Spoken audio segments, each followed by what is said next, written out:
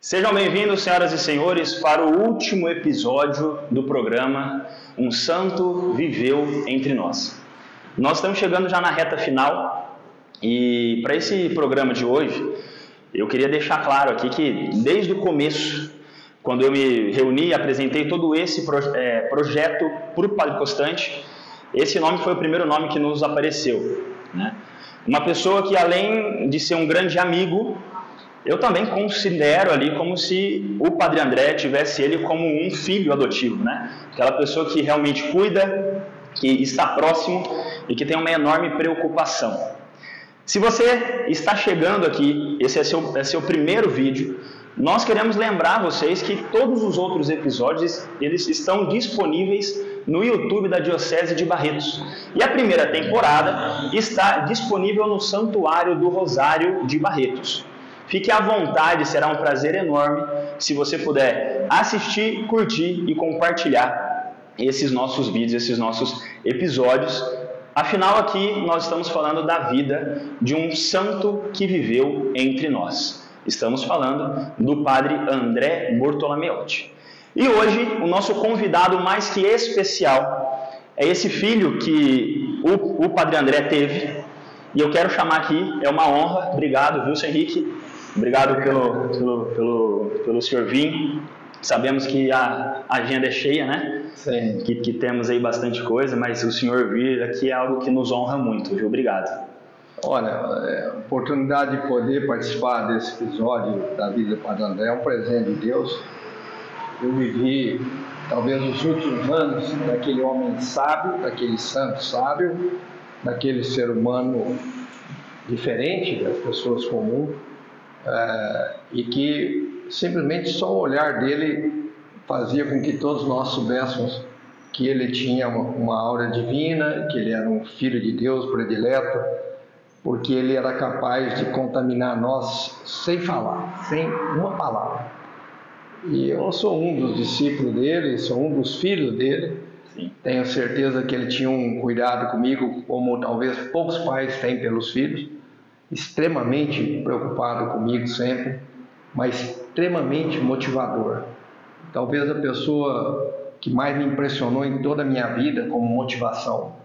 De tudo que eu faço, eu penso, meu Deus, mas como é que pode eu receber a maior motivação que eu tive na minha vida, no meu trabalho, desde criança, desde adolescente, adulto, criado pelos mais velhos.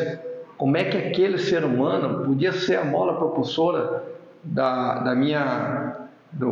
auge da minha concepção de fé e do auge da minha motivação para fazer o que eu faço? Sim. Ninguém me ensinou mais a ter motivação do que ele, de servir a Deus. Então, acho que tem uma história muito bonita. Trabalhamos pelo menos nos últimos 12 anos antes da vida terminar, da vida terrena dele terminar. Trabalhamos de mãos dadas, assim, sentimos falta. É como um pai que sente falta do filho todos os dias e um filho que sente falta do pai. Então nós trabalhamos, eu olhava para ele e já começava a dar risada, porque era sempre uma proposta que ninguém ousada. imaginava. Tudo ousado, era muito. Ele tinha vontade, derramou muito amor ontem. Hoje precisamos derramar um pouquinho a mais. Então é isso que motiva todos nós. Isso, que lindo. Bom, Sr. Henrique, nós estamos aqui numa recepção, né, que essa casa tem. E eu queria que o senhor falasse o que te recorda aqui. O que o senhor sente de estar pisando aqui mais uma vez? Quais as memórias, recordações que o senhor tem desta recepção, especialmente com ele? Olha, entrar nessa porta, entrar nessa casa, é uma lembrança viva daquela pessoa que ainda consegue para mim ele ainda está ali no quarto dele, porque eu falo dele praticamente todos os dias, penso com ele todos os dias e vivo ele nas pessoas que estão nessa casa. É muito interessante isso. Então, como que a providência deixa viva a história, né? Então, de toda forma que eu entro nessa casa, logo depois que o Padre André se foi, o Padre Constante assumiu a paróquia do Rosário e aí a mesma intimidade de eu abrir essa porta sem avisar e a mesma vontade de ia chegar até aqui continua até hoje. E eu tenho aqui dentro meus irmãos, meus conselheiros, meus confessores, e tenho aqui uma intimidade de uma oportunidade de estar na casa que nasceu um santo, que vivia um santo entre nós. É verdade. Então é extremamente motivador vir aqui. Com certeza, Sr. Henrique.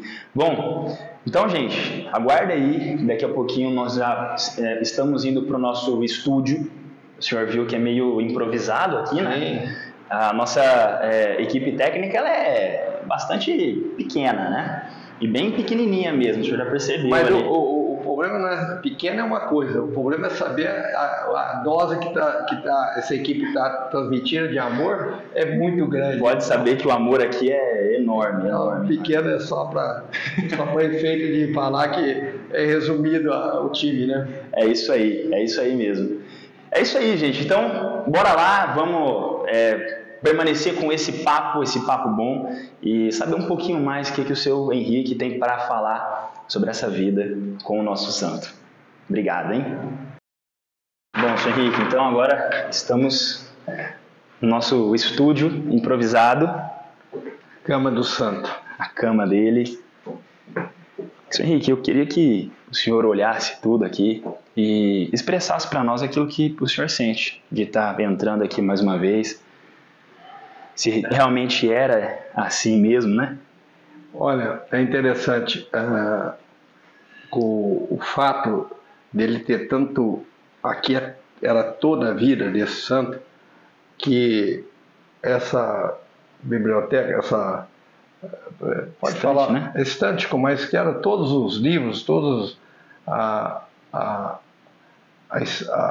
formação dele desde quando era apostolado e depois como sacerdote, toda a literatura, tudo que ele tinha, essa biblioteca, ele não deixava ninguém limpar isso aqui. E aqui que ele pegou um fungo, que foi um fungo que não tinha, gerou a pneumonia. Olha, e não tinha remédio, não tinha um antibiótico para esse fungo. Tamanha amor, cuidado dele pôr cada coisa no seu lugar. E isso aqui era mais que uma casa para ele, né? Mais que tudo, no amor que ele tinha e ele, a inspiração que ele teve de Santa Paulina, por exemplo, eu não entendia porque ele falava tanto de Santa Paulina. Eu não sabia que ela tinha nascido também na própria cidade dele. Na própria vilarejo ali. Quer dizer, então quando ele cria a cidade, a casa de apoio Madre Paulina, dentro dele devia ter uma força tão maior do que nós pudéssemos imaginar. E a prova talvez das mais bonitas da história dele ter certeza que ia fazer o maior abrigo de pacientes da história de 62 anos do Hospital do Amor ainda é a Madre Paulina. Tem várias instituições, religiões que têm casas de apoio, mas nenhuma ainda tem o tamanho físico e o tamanho de amor que tem nela. Espiritual, né, que tem ali. Tamanho de amor. Então é muito interessante a luta que ele teve.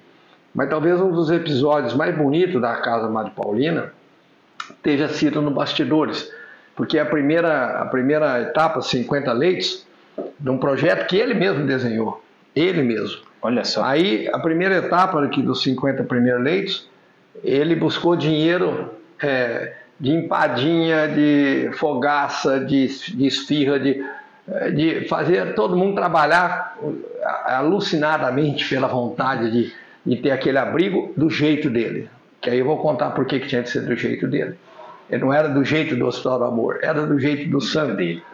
E nessa hora, o que foi mais bonito, uma das passagens mais bonitas, é que nós conseguimos, através de toda uma sociedade envolvida, da comunidade do Rosário, nós conseguimos fazer esse primeiro episódio, esse primeiro bloco, 50 leitos, hoje são 350 leitos, mas o segundo leito, um pastor evangélico veio me trazer um dinheiro. E o pastor andou comigo pelo hospital para saber qual projeto que eu tinha, qual que era a prioridade do projeto. E um homem, ele estava, não sei se ele já era pastor, ele estava se formando para pastor. Estava naquele processo. Mas estava naquele processo que ele precisava pegar um pouco do dinheiro dele e fazer aplicar para a finalidade de ajudar o próximo, de uma atitude de amor, que é natural, todo cristão tem isso, independente da religião que ele tem. E esse pastor é um amigo meu, e ele foi interessante que ele veio para dar um dinheiro no projeto que eu levei ele para ver o projeto, que eu tinha o destino para fazer aquilo. Era para colocar mais um aparelho de radioterapia. E o pastor, esse amigo meu, ele conheceu o Padre André, que o Padre André andava comigo. Nós dois andávamos juntos o dia inteiro, sempre nos sonhos, né? Meus sonhos e os sonhos dele. E o Padre André estava sempre comigo, então o pastor conheceu o Padre André e acabou a visita no hospital, e eu contei que o Padre André estava realizando uma casa de apoio. Aí ele falou: olha, Henrique, então, eu falei, pastor, quer ir lá? Falei, chamando Luiz Olavo, Luiz, vamos lá ver o projeto dele, que realizou um projeto. Quando ele chegou lá, ele só viu o projeto que foi realizado, os 50 blocos, os 50 leitos. Aí o pastor falou assim: Henrique, você não se importa de eu dar outros 50 leitos, eu dar para ele, de vez de dar para você? Eu falei: meu Deus, você pode dar para quem você quiser. Imagina. Mas, então, esse é o lado que demonstra o tanto que Padre André era ecumênico. Ele era um homem de Deus, porque ele não enxergava, todas as pessoas que tivessem amor pelo próximo eram irmãos da mesma religião. Ele respeitava as outras religiões, cobrava muito das outras religiões, para que elas fossem assíduas de presença diária no apoio aos doentes daquela religião. Mas o que acontecia na Madre Paulina, o mais interessante é que de cada, talvez 70% das pessoas que vinham, ninguém perguntava a religião, mas a maioria eram católicos. E ainda é, a maioria é católica. Mas o interessante é que os evangélicos de todas as religiões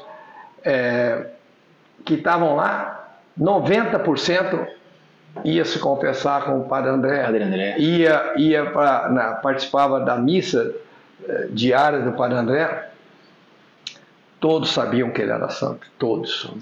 Então nós temos história para contar desse santo aqui que dá para eu tive o privilégio. Eu todo dia me pergunto para Deus, né? Como é que Deus permitiu que eu vivesse os últimos anos desse santo, trabalhando com ele, de mão dada. Trabalhando ali, né? Nós trabalhávamos mesmo, não era de brincadeira, não. Ele levantava cedo e tinha compromisso. Era trabalho mesmo. Trabalho mesmo. E principalmente depois que a igreja programou a aposentadoria dele, acho que 78 anos, aí ele ficou diariamente trabalhando no hospital, trabalhando comigo, mas um trabalho de pai e filho, né? Ele estava ali, eu estava aqui, a gente ia fazer alguma coisa, e aí nós vamos contar a história que gerou ciúmes, mais ciúmes em todo mundo. Olha, não sei, esse negócio de ciúmes de pessoas comuns é fácil explicar, mas gerou ciúmes dentro da igreja, o tanto que ele era importante na vida do Hospital do Amor. Então, vamos contar muita história aqui. Sim, Henrique, agora eu queria que o senhor olhasse aqui, né, para esse quarto dele, e o senhor pegasse algum objeto que te lembra, que o senhor tem alguma passagem, enfim, e o senhor colocasse aqui, que quando a gente sentar aqui, eu quero que seja a primeira coisa que nós vamos conversar. O primeiro objeto está aqui. Esse aqui é o projeto, eu posso lembrar dele constantemente com o crucifixo, que era onde ele encontrava a explicação do que nós não teríamos direito um dia, um minuto de reclamar de nada. Por ele dar a vida por nós. Né? Olha isso. Então tá aqui então a nossa cruz, né? Que foi bastante recordada. Bastante gente recordou. E o legal dela é que cada um contou um lado. E eu já percebi que o senhor tem um outro lado dela, que é muito bonito também. Então, bora lá, vamos sentar, vamos tomar uma água e vamos falar mais sobre ele. Bom, senhor Henrique, então estamos sentados aqui nessa mesinha que o Padre André usou ela por muitas vezes, né? Escrevia muito, mandava muitos e-mails. Né? Para mim mesmo. A impressora dele. Ele tinha um tablet ou era computador? Era um computador. Né? Era aqueles telona grande, sabe? Branco. Eu recebia muito e-mail, né? Muito e-mail dele. Eu sei. Eu acompanhei bastante esses e-mails, porque uma das nossas fases, né, precisava ter uma pessoa que era copista, então que copiava tudo que o Padre André escreveu. E aí me chamaram para fazer isso. Então eu ficava ali, era horas e horas pegando os e-mails que vocês trocaram ali e passando a limpo ali os e-mails. Então assim, foram bastante e-mails mesmo, né? Dava para ver ali toda essa amizade. Tem história demais. Senhor Henrique, o senhor pegou a cruz.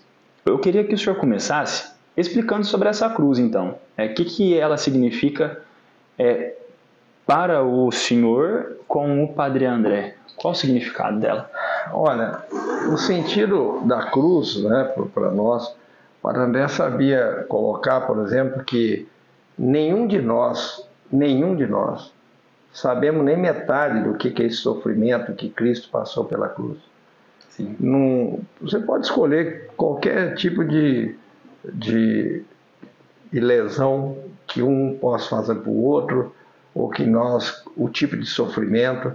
Ninguém passou pela humilhação, ninguém passou pelo sofrimento que Cristo passou. Então a inspiração do que a gente vive e sente tem que saber que é um pouquinho só do que o nosso sofrimento é 10% ou 5%. Acho que nem tem moral para falar que uma pessoa que teve qualquer sofrimento seja alguma coisa parecida próximo com a humilhação e o sofrimento. Porque Jesus aceitou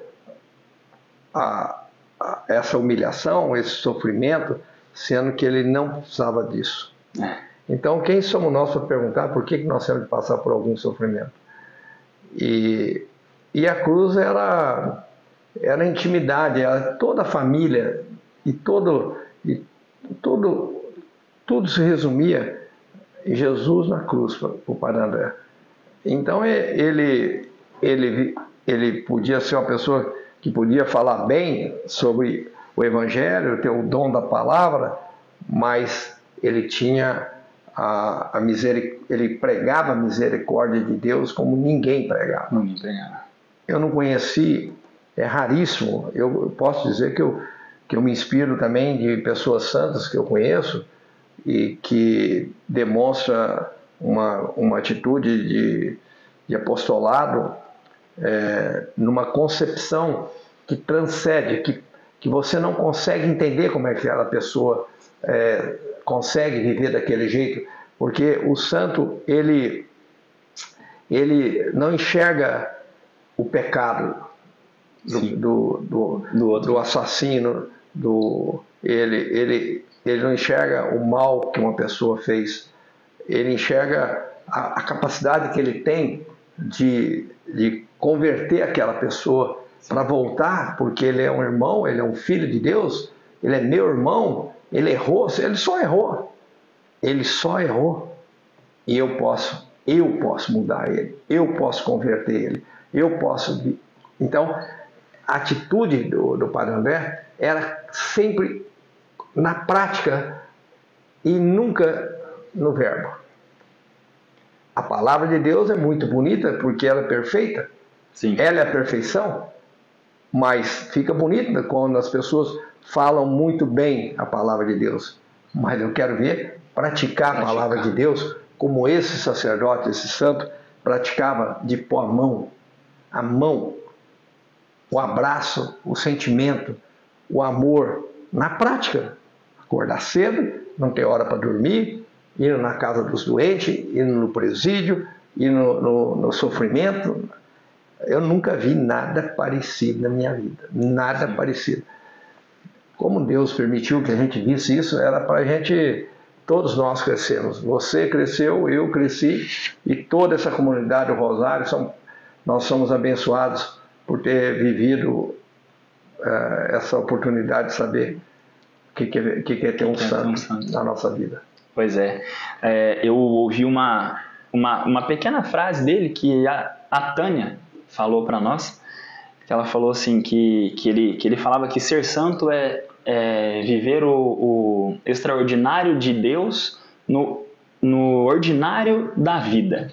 Ou seja, viver todo aquele extraordinário no dia a dia, na sua caminhada diária. Então, olha que ter essa simplicidade de saber que Deus é incrível, é grande, mas que nós somos pequenos também, né?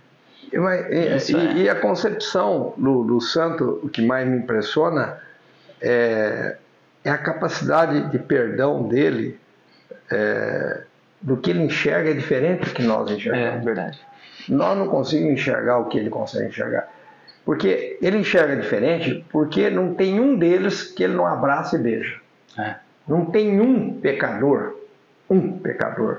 que ele não perdoou e que ele não abraçou e ele não beijou. Sim. Nós, normais, nós não damos conta. Nós não damos conta. Mas nunca chegaremos nisso. Não. Eles são, como seria um espírito elevado, uma alma, eles entendem como é a misericórdia de Deus, diferente dos normais. De nós. Nós temos vários sacerdotes na nossa cidade, são todos filhos de Deus, são homens vocacionados, idealistas, são verdadeiros sacerdotes, mas tem que lutar muito para ser santo, porque não pode ter um minuto de ego, um minuto de vaidade, um minuto de vida própria. De vida própria não pode ter. Não tem. Parandé é doente, caiu o céu, chuva, tempestade, pegar fogo. Alguma pessoa precisasse dele. Não tinha dia, não tinha hora, não tinha momento. Ele ia, levava o amor, a fraternidade. Então, todo mundo sabe disso, as pessoas conviveram. Feliz nós que convivemos com ele. Tivemos essa e essa cidade é uma cidade abençoada por isso. Tem 1000 histórias dele aqui, não sei se nós vamos poder falar tudo aqui. Não, mas olha, Sr. Henrique, eu queria começar questionando algo que eu não sei e que eu nunca vi o senhor falar sobre isso. Como e quando que o senhor conheceu ele? Olha, eu tenho a impressão, a data exata, eu sempre fui nascido e criado no centro da cidade. Uhum. Quer dizer, eu era um paroquiano da Matriz. Da Matriz Catedral. E por alguns anos, depois eu mudei para Primavera. Aí eu virei paroquiano do Bom Jesus, que era lá bem perto do Bom Jesus. E aí então, quando eu era moço, eu estava na Matriz. Então, onde a gente tem a gente reside, a gente fica mais próximo da paróquia. Mas nesse meio tempo, qualquer movimento onde tivesse o Padre André, ele tinha uma luz, uma áurea, que você prestava atenção nele. Ele não falava um português claro, muito claro, as pessoas não entendiam, mas ele transmitia um olhar tão doce, tão meigo, que importasse o que ele falava. E todos sabiam o que ele fazia. Ele que punha a mão na massa. E eu me lembro muito, aí eu comecei a ter alguns momentos que eu via ele, um padre mais velho, sempre com aquele cabelinho branco, e fui me aproximando. Eu acho que depois que ele virou o pároco, uns 2 anos depois, quando eu comecei, eu tive a oportunidade de assistir 1 ou 2 missas dele, cara. Nunca mais consegui. Era outra coisa. Não, aí não conseguia ver a missa dos outros. Esse era o problema. Olha só. Tem muitos padres com dom da palavra, né? E tal, mas eu ficava olhando aquele homem, a expressão de tanto sentimento de amor, de tanto amor, usava a palavra de Deus num sentido tão profundo. Você não queria nem saber. Aí eu comecei a frequentar a igreja dele, o Rosário, e eu viajo muito, né? Eu venho 1, 2 missas por mês só na minha cidade. Eu sempre passei viajando a minha vida itinerante, e aí eu fui me aproximando dele, cara. Aí não teve jeito. Aí aquilo não saía mais, não tinha mais condição de você. Eu queria me confessar com ele, e eu queria. E essa minha história é tão bonita que minha filha, depois, que aí já vem uma geração de anos depois, aproveitou muito para André, porque eu ficava muito entusiasmado do tanto que ele me fazia bem, que ele contaminou a minha família. Olha isso. Então a minha filha, me lembro de uma bem próximo, quando ele estava com 90 anos, ela mora em Jaboticabal, ela veio aqui e ela também queria confessar com o santo. Nós todos sabíamos que ele era um santo. Recebeu o perdão de um santo, é diferente. Né? É diferente. E aí ela veio aqui e ele estava até meio adoentado. E ela veio 2 horas da tarde, que ela ia para Jaboticabal, almoçou em casa, pai, vou me confessar com o Padre André e vou para casa, vou viajar. Aí ele confessou ela e ele estava sem carro, não tinha ninguém aqui para nada. E ele falou, minha filha, dá para gente, não, antes de confessar, dá para a gente fazer uma visita para uns doentes, eu estou sem carro, você podia me levar? Aí ela falou, bom, deve ser 1 casa ou 2 que ele foi. Ela chegou aqui 2 horas, ela voltou para confessar às 5h30 da tarde. Nossa! Ele a foi, tarde toda. Ele foi em 8 casas de doente. 8 casas de doente ele foi. E ele estava doente. Nossa! Você não está entendendo. Ele estava de febre, alguma coisa. E aí ela ficou com tanta pena dele. E eu lembro que era um sábado. E ele chegou aqui no fim da tarde com ela. Aí que ele confessou ela. Olha só. E aí eu acho que essa vontade de todos que podiam saber quem era ele, a gente amava a missa. Mas nós tivemos muita proximidade por causa do Hospital do Amor. Ele, mesmo que eu tinha um capelão no hospital, eu sabia, todos nós sabíamos que ele era o santo. Ele era o santo de Deus. E o meu capelão era muito novo. Aí eu cheguei para o meu capelão e falei, olha, capelão, padre, você tem que entender que nós temos oportunidade, todos nós sabemos que nós temos um santo entre nós. Então, se o senhor me perdoar, eu vou pedir só entender que toda inauguração minha, eu preciso que o santo venha benzer, porque fica bem mais santificado. E ele fez assim, mas eu sou o capelão, por que você precisa? Não, porque ele está com 80 e poucos anos, nós temos que aproveitar ele. Imagina, tudo que for benzido por ele aqui, pode acabar o remédio que vai curar.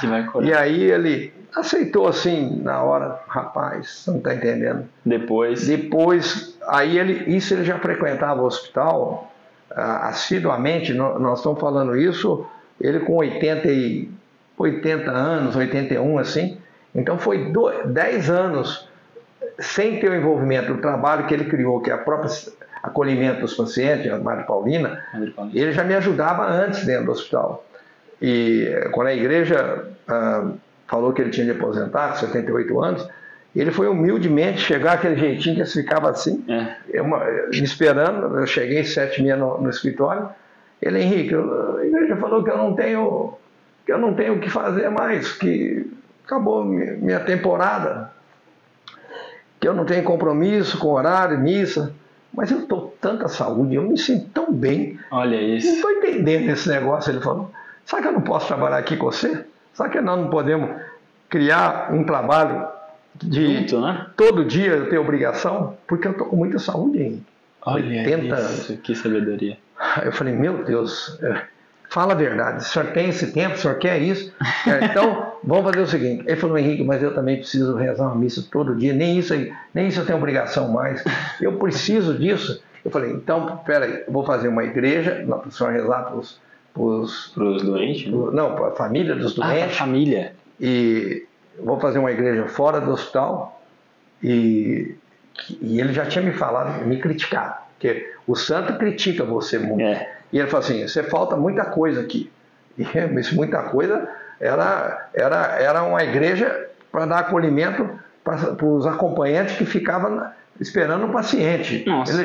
No paciente ele me criticava que o tamanho do corpo tinha que ser o tamanho da alma. Que eu tivesse, se eu tenho 200 leitos de paciente internado, que minha capela coubesse 400 pessoas. Que era mais importante eu ter o lugar de fazer ele se encontrar com Deus para a cura da alma do que a cura do tumor, do câncer. E ele vinha na minha artéria, ele vinha aqui, ó, batia a agulha aqui e não tinha tiro, você tinha... ele era enérgico pra caramba, né? Aí ele me ensinou de uma forma que eu não conseguia enxergar o que ele enxergava. Nem meu pai, nem ninguém enxergava o que ele enxergava. E aí então, nós, nessa concepção dele aposentado, não só ele me ajudava no hospital, e a história que eu ia contar é que gerou muitos ciúmes para o capelão. O capelão chegou a me excomungar numa missa que não era verdade o que eu era, porque ele estava com raiva que eu não deixava ele inaugurar nada no hospital. Eu falei, mas como você vai inaugurar? Você ainda não é santo. Espera, nós temos santo aí, deixa ele benzer o hospital, calma. E aí você tem uma ideia que eu passei e a certeza que eu tinha um santo entre nós. E foi essa história muito bonita. Depois, quando eu crio a igreja fora do hospital, o interessante do santo é que eu tinha um terreno, onde tem a igreja hoje, Sagrado Coração de Jesus, e que é para os motoristas. Os motoristas ali, bem ao lado, né? Bem ao lado ali do alojamento. Aí, quando eu fui criar aquela igreja, ele não aceitou. Ele falou, como assim? Olha o tanto de carro que tem parado aqui, olha o tamanho desse bairro crescendo. Como? Nós temos que fazer uma igreja, não, esse negócio de fazer uma capela aí. Você não aprendeu até hoje? Olha o tanto de gente na rua aí. Nós temos que ter, vamos fazer direito, Henrique. Fazer a casa tem que acolher todos, não uma parte. Meu Deus do céu, não é que ele tem razão. O que eu vou fazer? Aí chamei o bispo, falei, bispo, nós temos que tomar o terreno aqui, tomar um terreno, pedir ordem na prefeitura e fazer uma igreja. Nós temos que fazer uma igreja. Ele não aceita eu fazer uma capela. Ele diz que o tamanho do corpo é o tamanho da alma. E tudo dele tem que ser o tamanho do corpo. O cuidar da alma tem que ser o tamanho do corpo. Então tem que fazer uma igreja. Aí eu peguei o bispo, fui lá e mostrei o terreno. O bispo concordou comigo, falou, olha, tá bom, Henrique. Então, verdade. Eu falei, vou fazer uma campanha e vou fazer essa igreja aqui. E ele, eu quero o terreno inteiro. O terreno é um quarteirão. Eu quero o terreno inteiro, Henrique. O desenho tem que ser inteiro. Bicho, então vamos fazer isso aqui. Aí o bispo concordou, mas não viu todo o tamanho que ele queria. Aí o bispo falou, nós temos que trazer o pároco da igreja do São Luís? Do São Luís, que ela dependia, ela pertence, o bairro pertence ao São Luís, né? E para ver se concorda. Passou 3 dias, 4 dias, nós fizemos o pároco da igreja de São Luís, o pároco falou, não concorda. Igreja já tem. Por que igreja? Não, o tamanho que isso? Uma outra igreja, o tamanho da minha da matriz lá do São Luís? Do São Luís, para que outra igreja desse tamanho? O bairro já tem a igreja, aqui pode ser uma capela. E eu fiquei chateado porque o bispo foi e o bispo concordou com o padre de novo. Ele deu para trás. Aí eu falei, mas... E o padre André viu que eu fiquei chateado. E o padre André sabe que eu sou do rim quente. Aí o que o padre André já me pegou no braço, falou, para por aí. E nós temos de obedecer. É hierarquia. Não vai querer peitar fazer a igreja agora, que eles não querem, nós não vamos fazer a igreja. Você faça então no seu terreno. Aí eu fiz a capela do Sagrado Coração de Sagrado Jesus. Coração de Jesus. E foi muito bonito porque aí você vê outra vez o comportamento do santo. Você imagina uma noiva que, por eu ser o padrinho da noiva, eu falei assim, coloca, primeiro o desenho da capela toda foi ele que fez. Foi ele que desenhou? Tudo, desenhou tudo, fez tudo do jeito dele. Segundo, o enxoval da capela, o enxoval, ele foi em Campinas, tinha uma coisa que ele queria em Campinas, Outra coisa ele queria em São Paulo, outra coisa em Rio Preto, outra coisa em Ribeirão. Ele foi para onde ele quis. Eu sempre punha um motorista por conta dele. Eu sempre pus uma pessoa, que era o Zé Eduardo, um irmão que eu tenho, um engenheiro, que é o Zé Eduardo, e que amava também o Padre André, como todo mundo amava, e que às vezes não tinha nem motorista, que brigava para... As pessoas queriam levar ele. Então eu só punha cuidado para ele 24 horas.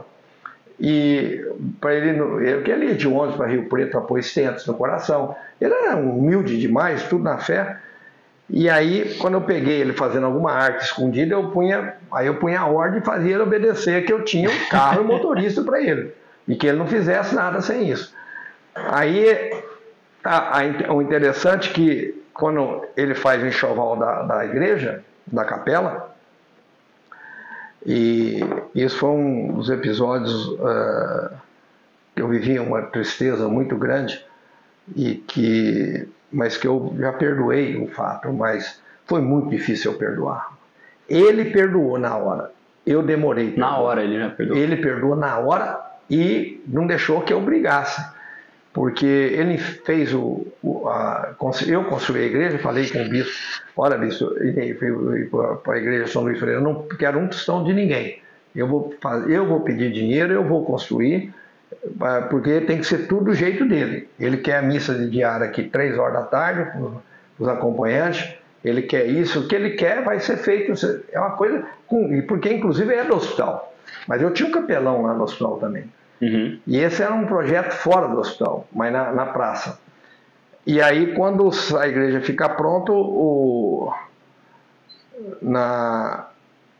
aí o regime e a inauguração teria que ser com ele, e a disciplina era para ele, rezar isso todo dia. Né?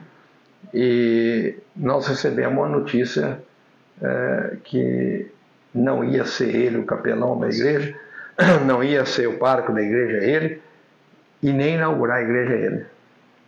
Aí eu não aguentei. Aí eu queria... Nossa Senhora, eu fiquei louco. Mas pensa num cara que é bravo, que todo mundo sabe que eu sou uma pessoa muito enérgica, muito brava. Tenho um bom coração, mas sim, tem um lado muito bravo meu. Eu queria ir para a cabeça, cara. Eu fiquei louco da vida. A hora que eu soube disso era mais ou menos 10 horas da manhã. Quando foi meia hora depois, ele encostou em mim. Ele já viu que nós pegamos, a reunião foi numa reunião geral aí do clero, e quando chegou a notícia, meia hora, 15 minutos depois ele chegou, pôs a mão no meu braço, falou, nenhuma palavra. Nenhuma palavra. Obediência, mais uma vez. Abaixo, vamos obedecer. Deus enxerga tudo isso. Nós não temos que ter direito de contestar. É aceitar. Pronto. Eu te conheço. Me promete que você não vai me falar com ninguém. Vamos aceitar. Mas como aceitar? Como aceitar? Não queria aceitar. De jeito nenhum. Aí ele me reprimiu. Falou, se você não fizer isso, você está pecando. Não faça isso. Esse pecado você pode evitar. Se entrega. Aceite. Nossa. Olha só. Então, você imagina um cara que fez, pelo amor que eu tinha por ele, fez tudo do jeito que ele queria. Fiz a noiva buscar o véu em Paris, o vestido na Itália. Fiz tudo para a noiva. Com o amor que eu tinha por ele e pela importância da casa de Deus ser organizada por ele, eu não pude entrar mais. E isso me revoltou. Então, mas aí eu entendi como é que é o santo. E aí eu tive de encarnar um pouco esse espírito de entender como é que um ser humano pode ser assim, porque eu não consigo ser assim. Hoje, ficando mais velho, eu acho que ele me ensina melhor, eu sei que eu tenho que aceitar muito mais as coisas. Muito mais as coisas. E vem crescendo. Então, são histórias lindas e passagens lindas que nós tivemos juntos. E o mais gozado é que ele me fazia eu dar risada. Ninguém me fazia dar risada mais que ele. Mais que ele. Porque, não, ele tinha um lado... Um humor, né? Não, ele tinha um lado assim... moleque, assim, um sorriso com... 90 anos ele tinha um sorriso maroto, às vezes, um sorriso de criança. Aqui, né? ó, a gente percebe por essa foto aqui. Essa foto aqui já mostra o. Esse sorriso é bem ele. O sorriso bem dele. O carisma dele, né?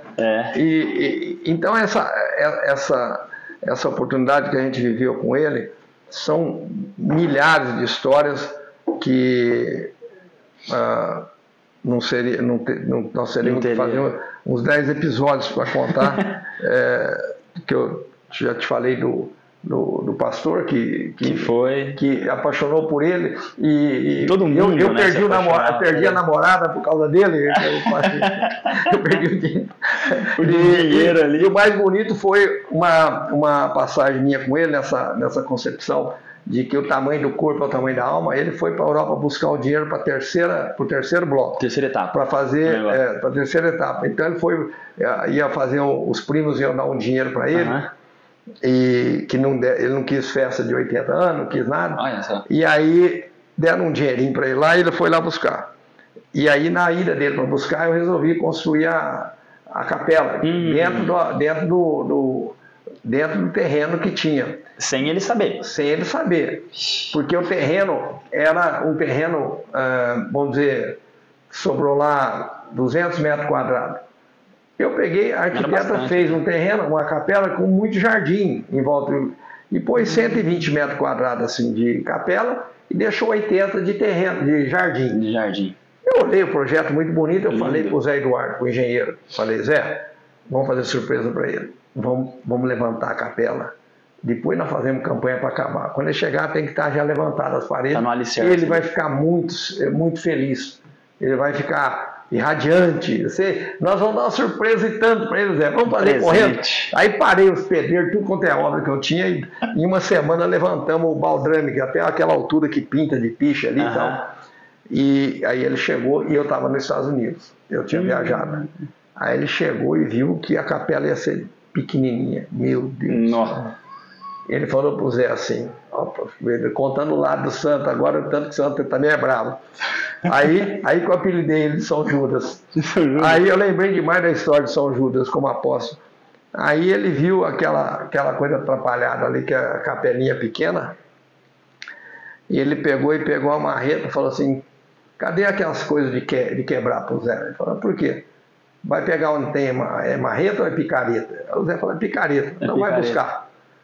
Tinha uns 5, 6 homens na obra, ele falou, estou olhando aqui, quebra isso aí.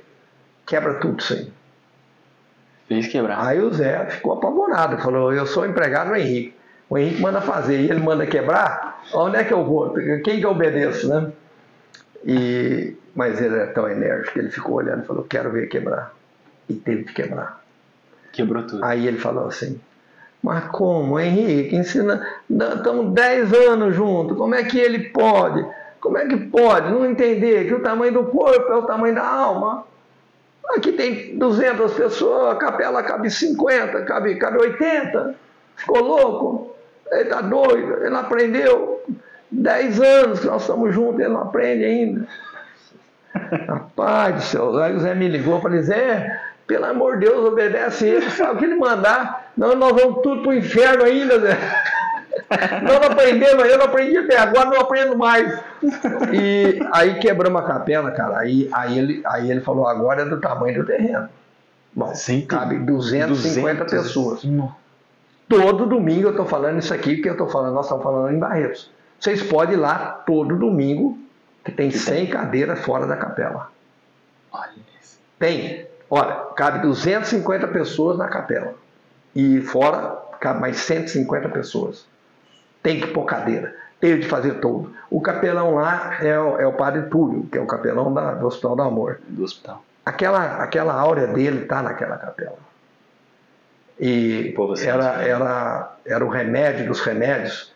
E então foi um legado que quando eu fui inaugurar o hospital de Jales, a capela eu fiz para 750 pessoas. Grande. Não, porque eu não queria. Ele me excomungou. Ele falou: eu te excomungo se você não aprende.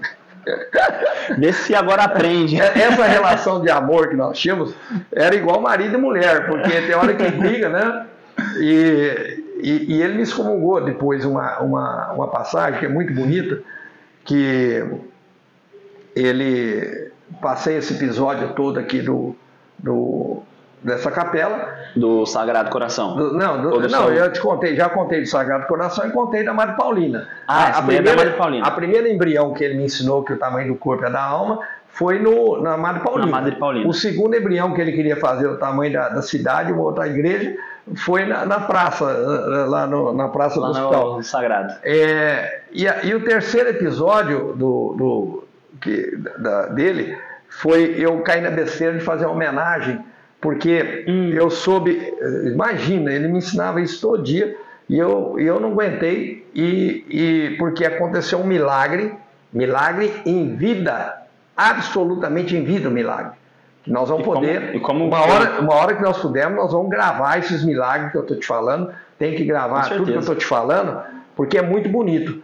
40 anos o vizinho do Hospital São Judas, na cidade, nunca ofereceu o terreno ou a casa dele para nós, nunca. Que até teve uma rixa com meu pai, que ele queria fazer um hospital privado, meu pai não queria, e eles eram sócios, de repente ele vendeu a parte do meu pai, e ele ficou morando lá, o Dr. Batista, ali na Vide. E o interessante foi que ele...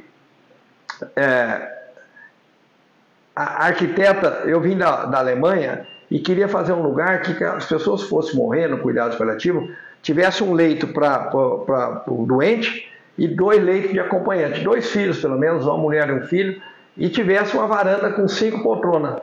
E eu acabei com o resto do terreno, pensando no paciente.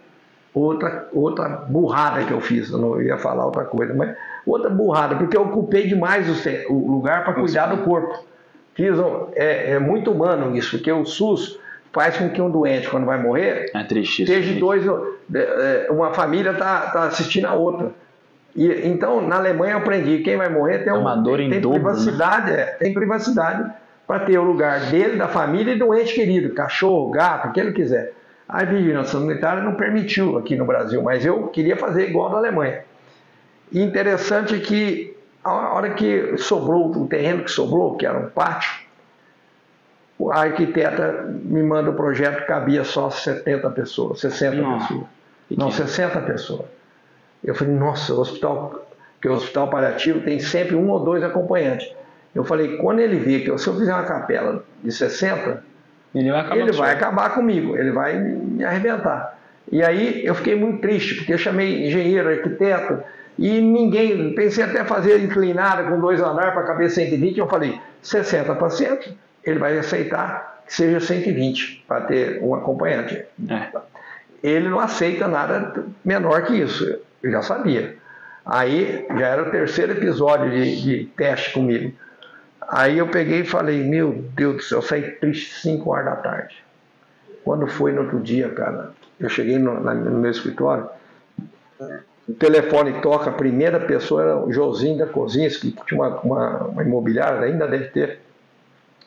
Henrique, estou te ligando, pensei na primeira pessoa em você, às 5 horas da tarde ontem. Olha só. Achamos uma casa menor, o Dr. Batista quer sair da casa grande, que é muito grande a casa, o terreno, e quer ir para uma casa menor, pequena, que ele é sozinho e está doente. 5 horas o horário que o senhor estava saindo de lá 5 triste. 5 horas a hora que eu saí triste. Saiu triste. Eu saí deprimido. Sabe o que é deprimido? Uhum. Eu saí deprimido. Imagina o quanto que isso daí doeu. Não, eu saí deprimido, fui embora, cabeça baixa, falei, nossa, como é que eu não percebi que o terreno é tão pequeno, gente? O que é isso? E aí, 8 horas da manhã, aparece o terreno do Providência. 45 anos, nunca cogitaram em vender aquele terreno. Nunca. Especialmente para aquela rixa. Mas a hora que apareceu, olha o Espírito Santo, a hora que apareceu a definição de 2, 3 meses que o Dr. Batista está procurando uma casa pequena, foi 5 horas da tarde. Naquela hora. Ele fala, às 5 horas da tarde eu chamo uma casa. Às 5 horas da tarde eu entrei num profundo sentimento de dor, mas muita dor, de eu não passar esse desgosto para o Padre André. E aí, 8 horas da manhã, cara, o telefone toca, aparece o terreno. Eu nunca tive dinheiro na conta, não tem até hoje, eu vivo pagando juros na conta. E aquele dia eu tinha 400 mil reais na conta. Eu tinha 400 mil reais. E o Dr. Batista pediu 400 mil pela casa e o terreno. E ele falou, mas a casa eu só posso sair daqui 3, 4 meses para ficar pronta outra aí. Aí eu falei assim, eu não quero a casa. Eu só quero o terreno que está do lado, de onde eu tenho que emendar. Da onde eu tenho que fazer a capela. O terreno apareceu do céu. Apareceu do milagre. Do milagre. E o terreno, o João e o Boião, o engenheiro, falaram que valia 350. Eu não quero saber, eu tenho 400 na conta. Ele quer, toma aqui, os 400. Toma. E o senhor pode morar na casa o resto da vida aqui. Eu só quero onde posso fazer uma capela para caber 150 pessoas. Senão você é excomungado. E aí, bem, no dia seguinte arranquei o jardim, o pomar, arranquei tudo de lá e fiz a capela.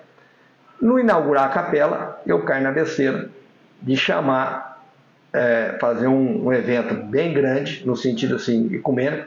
Chamei Dom Pedro Frère, chamei os 3 bispos, Dom Antônio Muciolo, chamei o bispo atual e para inaugurar. E caí na besteira e fiz uma placa homenageando ele. Escrito, Padre André. Padre André. Pelo a misericórdia de Deus que apareceu no terreno, para deixar meu amigo, meu jovem amigo de 91 anos feliz de não ter divergência com ele. E acabou a missa, acabou a inauguração, e a hora que eu descerrei a placa, ele abaixou a cabeça e foi embora. Ele foi embora, foi embora e mandou um e-mail para mim. Você deve procurar esse e-mail. Você é fraco, você é pecador, você não devia ter feito isso. E aí ele me excomunga ali, porque ele ficou muito irado comigo, porque eu fiz essa homenagem para ele. Ficou irado. Acabou a graça. E aí não ficou feliz mesmo. Não ficou feliz. Eu sofri a dor daquele momento, porque nós estávamos em clima de festa e a noiva foi embora e me largou no altar. Bem, 3 dias depois ele manda outro e-mail. Sabendo que você é fraco, que você é pecador, que você não aprendeu ainda. Ele não aprendeu ainda, mas como tem que perdoar, estou lhe perdoando. Aí, amém, que eu não vou ficar excomungado com essa vida. Imagina um santo me excomungado, não morro. Acabou. Não tem, vai para o inferno direto. Então essa intimidade de amor, nós tínhamos um pelo outro, vivemos muitas experiências bonitas. Esses casos que eu estou te contando aqui, nós podemos uma hora mostrar para as pessoas acreditarem que foi o primeiro milagre vivo que eu vi. Milagre vivo. Pois é, sim. Esse era vivo. Eu chorei como criança, porque eu vi que foi um milagre. Nunca apareceu aquele terreno. Hora nenhum, dia nenhum, momento nenhum em 45 anos de história. Aparece na hora que eu sinto a dor no peito.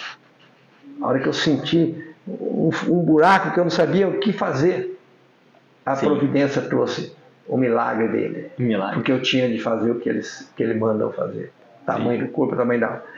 Então, essa experiência dessa vivência entre nós é uma história tão profunda de aprendizado, de valores, que o hospital, então, por mais que ele fosse o que ele já era, a cereja do bolo foi ele que foi ele.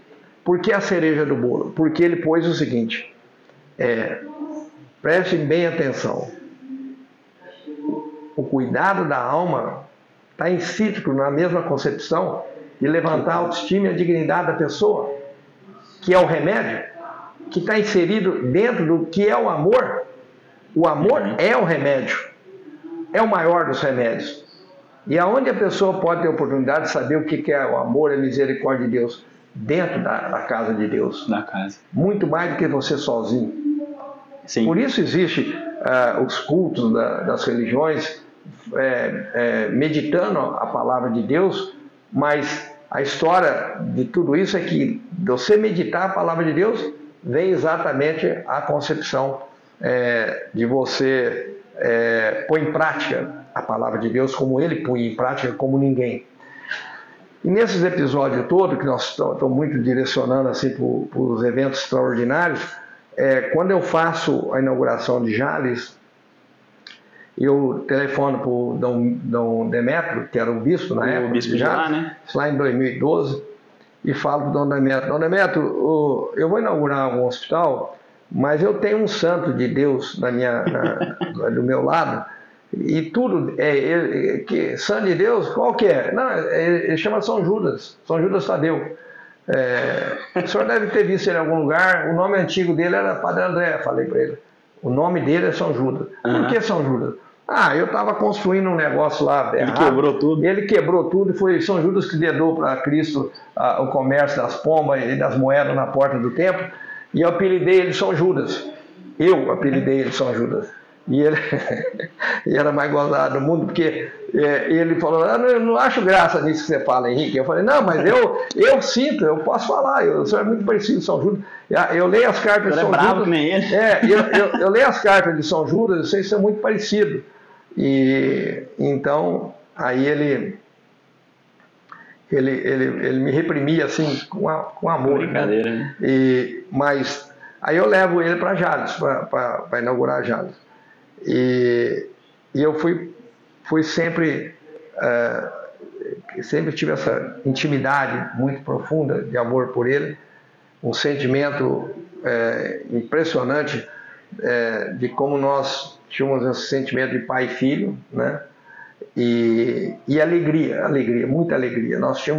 Ele me contaminava demais pela alegria dele, uma coisa assim surreal, não era normal ter tanta alegria como ele me trazia. Contagiar, né? Me contagiar. Então, acho que de todos os episódios assim de histórias, nós podemos estar lembrando o Padre André com aquela áurea do Pai misericordioso, da forma que ele tinha, que era comigo, era igual com um presidiário, que fosse assassino, um pedófilo, com um drogado. Todas as pessoas encontravam a mesma essência de amor. A mesma coisa, né? Sim. Eu contei as minhas histórias aqui, mas são muitas outras. Zé Henrique, o senhor falou aqui antes, né, que eu estava falando algo para o senhor falou: não, você tem que fala isso, né? Tem que passar isso daí para as outras pessoas, né? E eu nunca falei sobre essas histórias minha com ele, assim, eu só conto a história do outro, mas a minha própria eu nem falo, né? Mas nós estamos falando do santo. Do santo, né? A gente tem que falar. O senhor é que falou isso aqui, falou: não, você tem que falar, mas o senhor sabe que a minha vida na igreja começou muito cedo. Eu com 6 anos eu já queria fazer catequese, já queria ser coroinha. E naquela época não era a idade certa, né? Você começava com 8, né? Ou com 5 eu já queria, começava com 7, 8. E aí o padre Cláudio falou: você tem que saber ler, se saber ler você pode. Eu já era alfabetizado, eu falei: então me dá o folheto que eu vou ler. E eu li, eu comecei a ser coroinha, muito novo ali. E eu lembro que falaram pra minha mãe, ela sabia tudo, né? Falaram assim, falou: olha, Vilma, eu acho que o Léo, você poderia fazer a túnica dele igual a do Padre André, porque naquela época usava aquela branca com a listra amarela, né? Sim. E a do Padre André, o que mudava? A listra dela era no ombro, e a moça que tinha feito as túnicas dele morava aqui próximo. Minha mãe foi lá e falou: eu quero fazer a túnica do Padre André pro meu filho coroinha. Ela fez. Então eu sempre usei essa túnica dele como coroinha, né? Era inspirado nele. Minha mãe sempre amou muito ele, então, e era o mesmo tecido, era um tecido mais grosso. Eu lembro que eu era coroinha 8 horas da manhã. Era um calor. Nossa. E aí a capelinha, e eu suava, porque aquela túnica mais grossa, e a dos outros coroinhas elas eram aqui, então era menos tecido, né? A minha era até aqui, era mais tecido. Mas eu ficava todo orgulhoso, porque era a túnica igual a do Padre André. E o senhor falou do Sagrado Coração. Eu fui o primeiro coroinha de lá. Eu era o coroinha de lá. Então, de uma outra forma... Não é coincidência. Era tudo providência. Era tudo providência. De outra forma, o Padre André, ao menos a túnica dele, né, do mesmo jeito que ele queria, estava lá naquela missa todo sábado às 7h30 da noite. Então você é como eu posso explicar aqui, você é um filho predileto, que teve a oportunidade de viver a inspiração no santo. Inspiração no santo. Muitos podiam conhecer, viver, mas alguns, os que confessam, também tinham essa... Mas você teve a mesma oportunidade que eu. Sim. De se inspirar nesse santo, e por isso estar gravando isso aqui com você tem o valor mais profundo, que nós somos filhos de Padre André. Filhos de Padre André. Nós somos inspirados por ele. E aí a história ela vai ficando mais assim, né, da minha vida com ele, porque eu fazia natação aqui no Aquários, e um dia eu terminei a aula, e eu era muito novo, tinha 10 anos, falaram assim, o Padre André morreu. O Padre André está na igreja. E eu fui lá. E eu saí e fui lá. Minha mãe... Era quando ele morreu mesmo? Quando ele morreu. Quando ele morreu. E minha mãe até... Já faz mais 11 anos, né? Foi em 2010. Então eu tinha 10, 11 anos. Nossa. E a minha mãe até ficou um pouco brava, porque eu tinha que ir para minha avó, que era aqui perto. Só que eu fui lá para a igreja antes. E ali eu tive uma inspiração na minha vida que me inspirou para a vida toda. Eu entrei e, ao invés de ver pessoas muito bem arrumadas, vestidas, eu via pessoas em situação de rua, alcoólatra, drogados. Pessoas sujas, né? Sujas. E eu olhava e falava, meu Deus, eu estava lá. O que está acontecendo aqui? E eu fiquei apaixonado. Porque eu falei, como é que essas pessoas estão aqui? Por esse padre. E com as histórias, eu descobri o porquê. Né? Porque ele era esse padrinho, esse padre, esse pai. Esse pai. Ele era esse pai. Porque padre vem disso, né? Você lembra antes de enterrar ele, que o bispo confessou o pecado dele? Não. Você lembra desse episódio? Isso daí não. O bispo falou, levantou a mão. Quem quisesse testemunhar a história do Padre André, no primeiro dia que ele estava lá. Ele estava. E imagina, eu tinha 100 histórias, mas fez uma fila umas 50 pessoas. Nossa. Eu falei, quem sou eu para contar minhas histórias? Eu já vivi com ele a história, mas cada um tinha uma sua. O primeiro cara que veio tinha 23 anos que ele era preso por ser assassino em 3º grau. Já tinha matado 3 pessoas. 3 pessoas. Eu vou te contar só a primeira. Aí ele falou, olha, eu fui preso 23 anos. Primeiro, moreno alto, um senhor de idade. Eu estou aqui porque eu fui preso 23 anos. Os primeiros 3 anos tinha minha família, era a minha família e o Padre André. Olha só. Depois de 20 anos, a minha família só era o Padre André. Olha. Eu saí do presídio com 23 anos de mandato, de cumprir... De preso? De presidiário. E sirvo a igreja hoje, sou um homem de Deus, porque esse meu pai me salvou. Olha isso. E, bem, aí quem sou eu de contar essas histórias que eu estou contando aqui? Eu chorei muito, mas falei, eu não vou contar a minha história. E dá tempo para todo mundo contar a história dele. Mas no 3º dia, não sei, eu acho que ficou exposto 3 ou 4 dias para enterrar. Foi bastante tempo. Quando ele foi enterrar, o bispo falou, olha, você sabe que não é proibido contar o pecado. O padre tem o juramento de não contar o pecado de quem confessou do outro. Mas como todos testemunharam que ele é santo, eu tenho que contar o pecado do santo. E o bispo fala, na hora que ele internou no hospital do Henrique, lá na UTI, que acharam que era coração, mas no fim era pneumonia. Aí nós achamos que era coração, aí foi para Rio Preto, mas de fato era pneumonia, o principal era pneumonia, por causa desses livros aqui, E que ele não deixava ninguém limpar o quarto aqui. E aí ele falou, vou contar então o pecado para vocês. Quando eu chego lá, ele estava no primeiro dia que ele estava na UTI, lá do Hospital do Amor, ele me confessa que o pecado que ele tinha para contar é que ele, depois que ele deixou de ser pároco, que veio o padre... Acho que o padre Zé. Quem foi o pároco depois dele? O padre Carlos. Padre Carlos. Quando veio o padre Carlos para ser o vigário, que ele rezava uma missa, e tinha uma necessidade de uma missa, porque na hora que ele saía da igreja, todos sabiam que quando ele saía da igreja, os bêbados, os drogados, os viciados, tinha da igreja até na casa dele, tinha pelo menos meia dúzia ou 10. E ele precisava do dinheiro da oferta, ele pegava ali as moedinhas, R$10, R$5, e dobrava tudo certinho e dando um para cada um.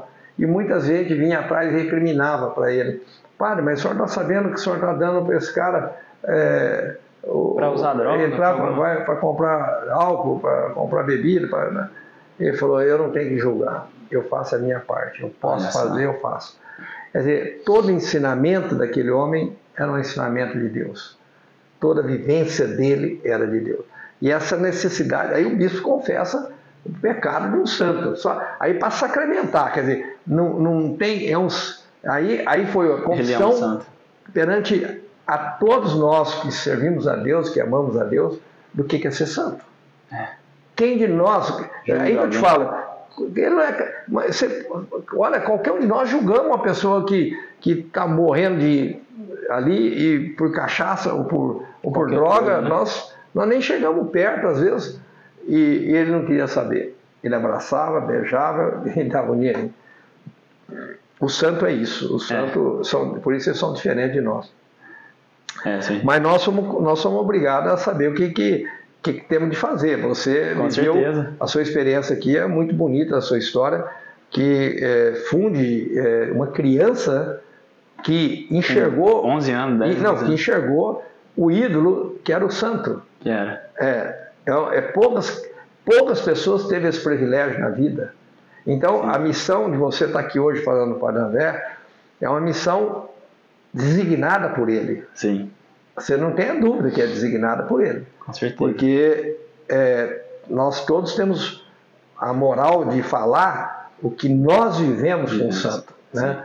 Então, eu acho que assim, eu vivi os primeiros 10 anos como meio paroquiano, porque eu não era totalmente só na paróquia dele, que eu viajava muito, mas paroquiano também é porque onde eu dava meu dízimo, né? Eu passei a dar meu dízimo aqui quando eu fui na primeira missa dele. Na primeira missa já? A primeira missa que eu dava o dízimo lá no Bom Jesus, que era meu bairro, morava lá, mas quando eu vi o santo, não, acabou.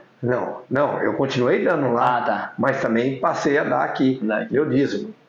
Por quê? Como? Eu vi um santo, eu tenho que dar meu dízimo para ele aumentar as ações dele, as obras dele. E então é uma oportunidade. Nós dois aqui estamos podendo dizer que nós somos filhos prediletos de Padre André, pela oportunidade de ter inspiração. Você ter inspiração na roupa dele, nos valores dele. Como uma criança, é muito raro isso, é raríssimo isso. E sua mãe, lógico, que por mais que ela interferiu, mas estava insípido no seu coração essa sede de inspirar nele. E agora nós podemos estar provando para todo mundo, como você falou que vai fazer depois um programa, que nós falamos de várias ações aqui, poderia falar de muitas outras que nós vamos poder falar. Eu quero lembrar todo lugar que ele foi. Não, que ele inaugurou no hospital. E que eu fui excomungado por um outro padre. Eu fui excomungado.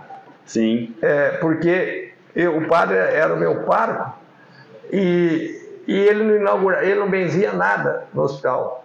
Porque ele era muito novo. Eu falei: não, você tem que ficar mais velho, ficar mais maduro. Aí quando você ficar santo, aí você vai... Aí você vai ser. Porque nós temos um santo, como é que eu vou deixar nem o bispo eu chamava. Dom Antônio morria de rir. Porque Dom Antônio era meu pai, era um pai que eu tive. E Dom Antônio morria de achar graça, que eu falei: como é que eu vou deixar alguém benzer alguma coisa se eu tenho um santo na minha casa? Para que eu vou trazer?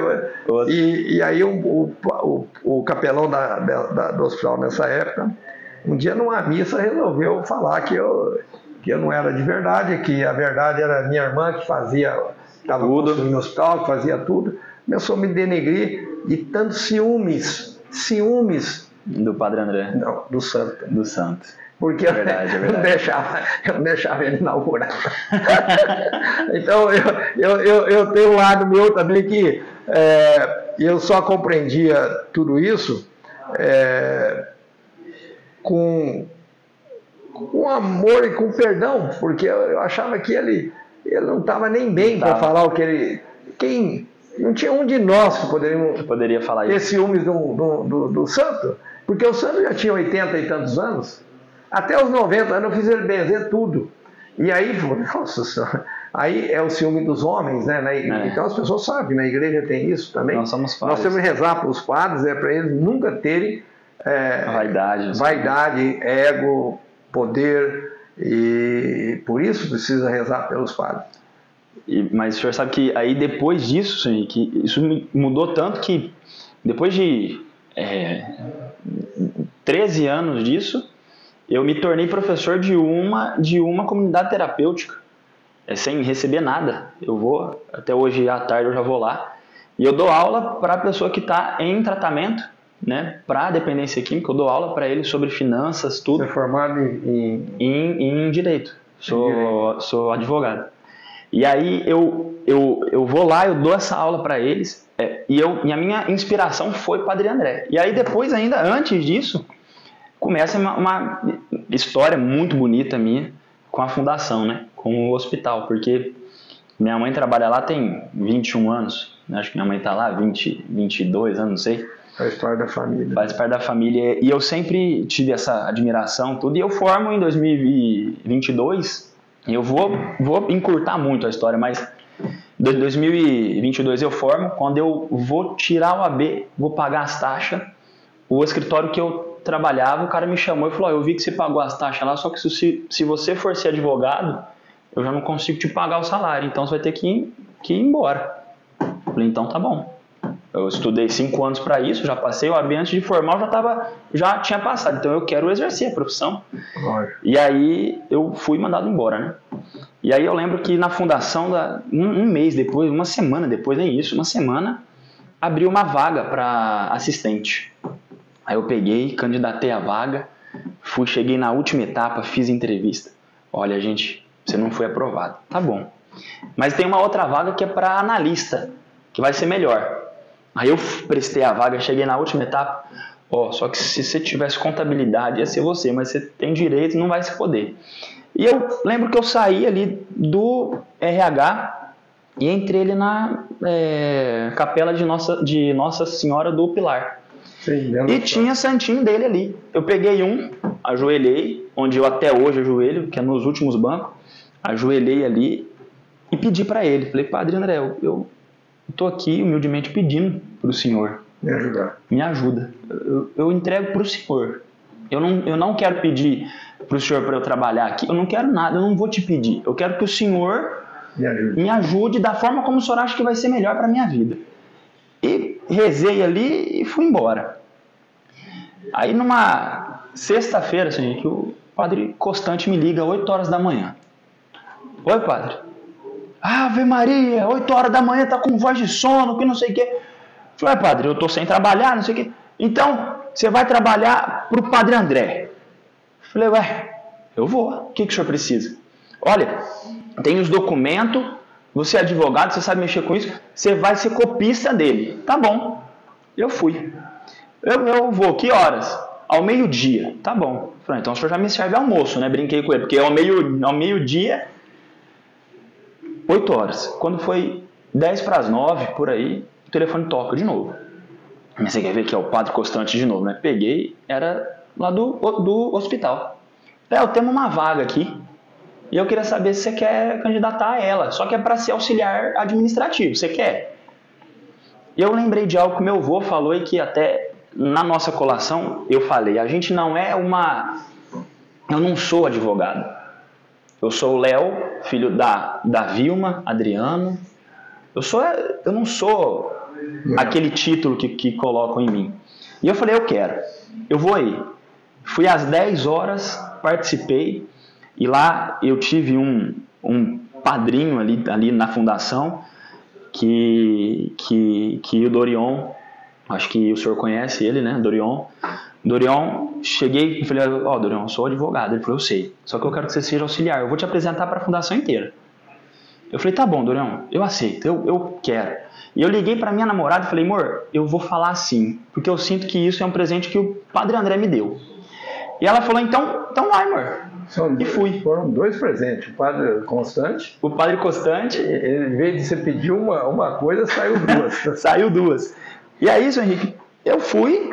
Eu lembro que eu trabalhei 2 meses direto, ia sábado e domingo lá para Cúria, pegava os documentos e passava e trabalhava lá, porque era o horário que saía. Eu saía, às vezes eu saía às 6 e ia lá para Cúria e ficava trabalhando até a noite.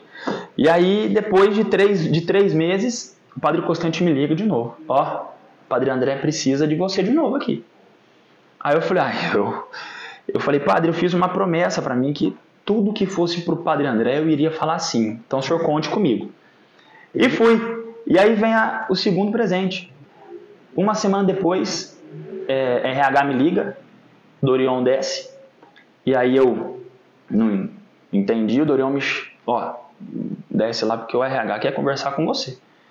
Cheguei lá, só que estava o Dorion, a Fernanda e a Adriele, que é uma outra pessoa extraordinária na minha vida. Aí eu falei assim, eu não sei o que eu fiz, mas o negócio foi sério.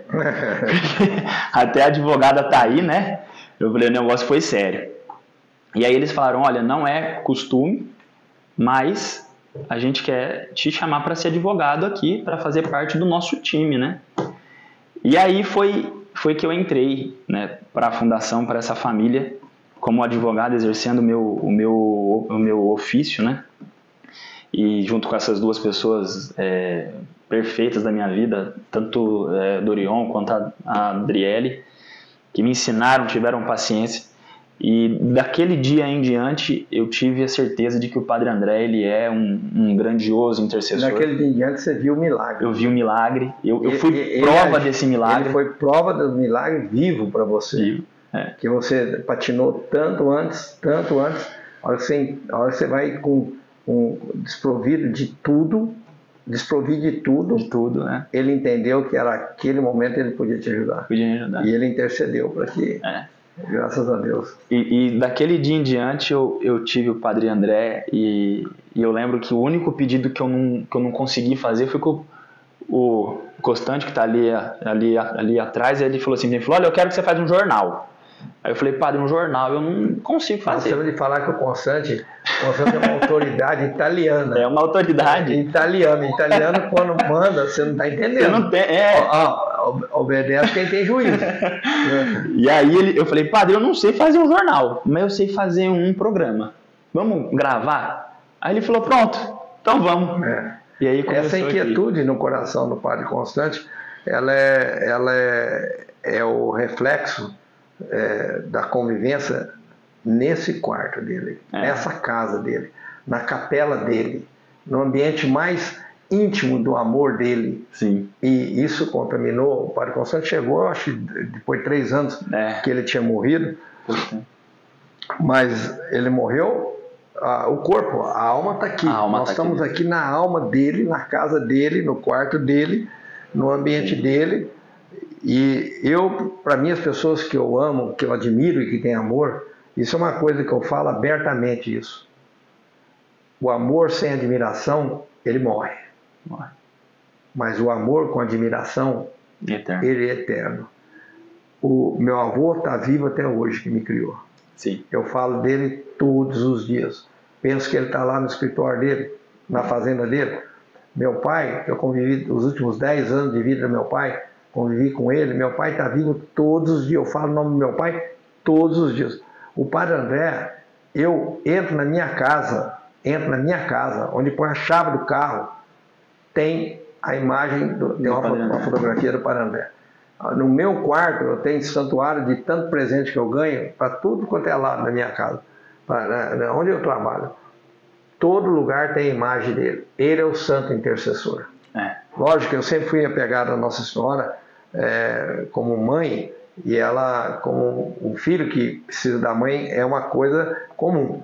Sim. Mas porque essa facilidade que tem da gente saber que Nossa Senhora é a melhor intercessora, fez Jesus Cristo fazer um milagre sem estar na hora. Você imagina o poder de intercessão dela, de interceder. Mas o Padre André é algo que faltava para mim, que faltava para você, que faltava na nossa cidade. Que todos aqui possam confiar o pedido na dor, na alegria, no sofrimento, né? Compartilhar com esse santo, que talvez do que nós estamos gravando aqui, talvez um dos melhores exemplos foi o que eu dei da dor que eu senti na capela, no hospital de não ter um terreno para fazer a capela e no dia seguinte aparecer. Na dor que você sentiu na capela, que estava a capela do Hospital do Amor, que você falou intimamente com o Padre André e que abriu não só uma, mas duas portas. Então, que todos acreditem e aproveitem essa oportunidade de saber que pode ali no túmulo do Padre André, qualquer hora do dia, da noite,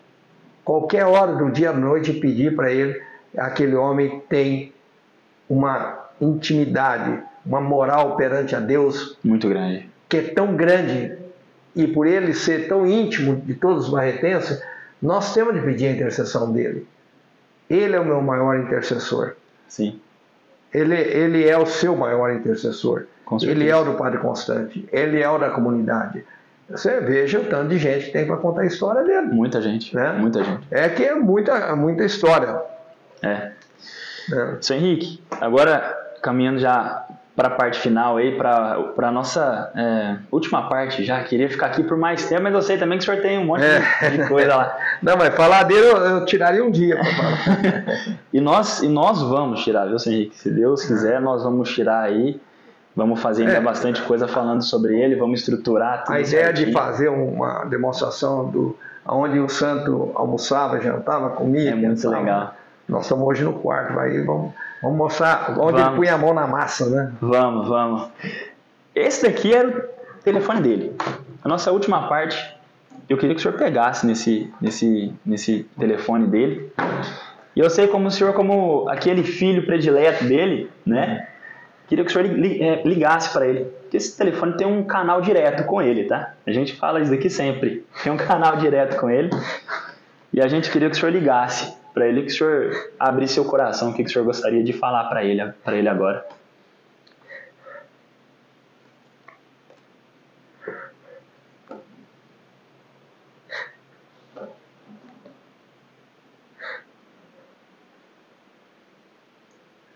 Se o senhor quiser que a gente pegue mais água, você fica à vontade.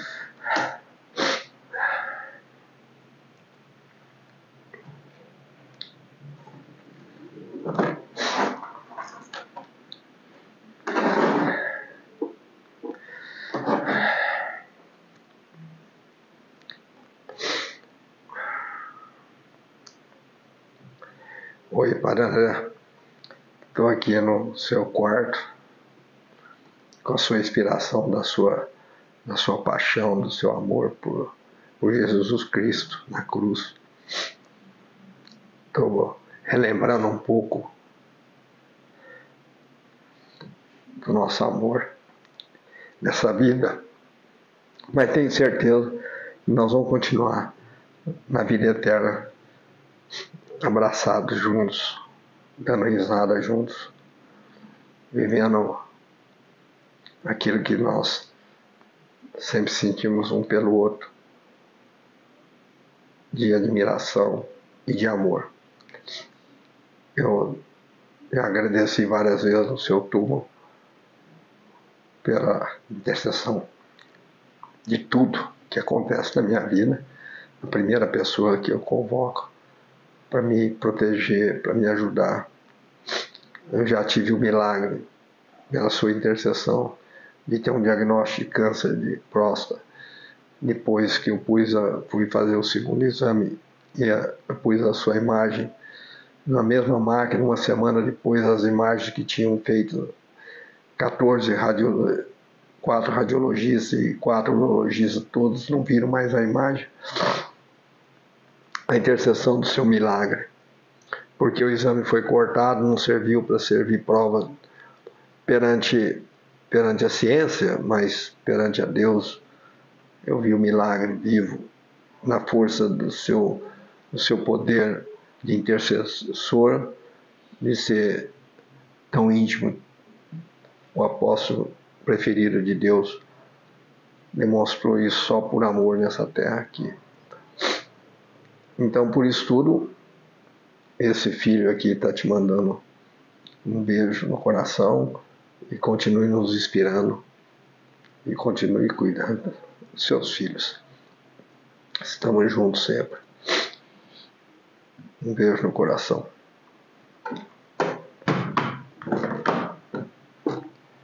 Seu Henrique, obrigado. Obrigado pelo senhor emocionar a gente. Obrigado pelo senhor estar aqui. Confesso que eu não aprendi agora como é que a gente sai desse clima de emoção, porque mas são coisas que é muito bonito. Coisas que muito bonito. Poucas pessoas possam entender porque que possa ter tantos sentimentos dentro de nós, né? Eu acho que esse é o presente de Deus, que a gente vê que a gente vive o Espírito, a carne não sente isso. Não. E essa comunhão nossa é de alma e de Espírito. Que Deus abençoe todos nós e que esse programa sirva para inspirar as pessoas buscarem no Padre André aquilo que eu e você já buscamos. Amém. A presença do milagre vivo. Amém. Obrigado, Sr. Henrique, mais uma vez. Obrigado a todos vocês que estão aqui, que acompanharam a gente. Eu acho que não tinha nenhuma maneira melhor de encerrar essa segunda etapa e dizer a todos vocês que a cada dia, e especialmente hoje, foi maravilhoso conhecer sobre esse homem santo, conhecer sobre a história do Padre André e sobre os milagres que ele faz na nossa vida. E eu acho que fica um clima bom para a gente ficar com essa vontade e desejo dessa terceira etapa, né? Antes da terceira etapa, vamos aconselhar a todos que nos assistirem. Vocês precisam ter a oportunidade de criar essa intimidade com ele. E no túmulo dele, ele está na casa de Deus, no lugar que ele nasceu para viver e que ele vive, não de corpo, mas vive de espírito na presença dele ali, né? Então vocês têm a igreja do Rosário aqui em Barretos. Eu não estou desprezando nenhuma outra igreja, com certeza, ao contrário, são todas as casas de Deus são iguais, mas Deus quis que o filho predileto dele estivesse no Rosário. Sim. Que todos barretenses uma vez por mês passem por lá e saibam o que é ter verdade e não o que é folclore, o que é história, mas ali ainda está vivo a alma, o espírito de Padre André. Então, todos têm a oportunidade de ir lá. E como ele é um italiano também, um italiano que falava sempre meio próximo mais do italiano que do português, e ele fez questão que viesse um italiano ali logo em seguida para representar ele. E que está disposto lá a receber todo mundo, de todas as paróquias, de tudo. E vive essa intensidade de querer pôr fogo, não deixar apagar essa chama. É uma chama que nenhuma cidade tem. Ninguém tem essa chama. Aqui tem a chama viva do milagre do Padre André. Que venham todos conhecer o Padre André. É isso. Obrigado, Sr. Henrique, mais uma vez. Obrigado mesmo. Obrigado a todos vocês. E até a próxima.